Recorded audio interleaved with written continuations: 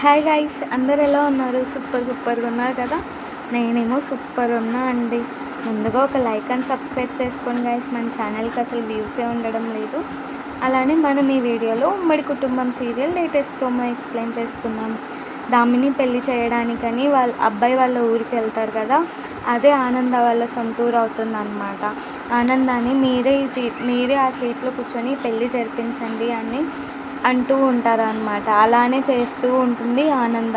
అబ్బాయిని, మా అమ్మాయిని పెళ్లి చేసుకోవడం మీకు ఇష్టమేనా అంటే నాకు ఇష్టమే అంటాడనమాట.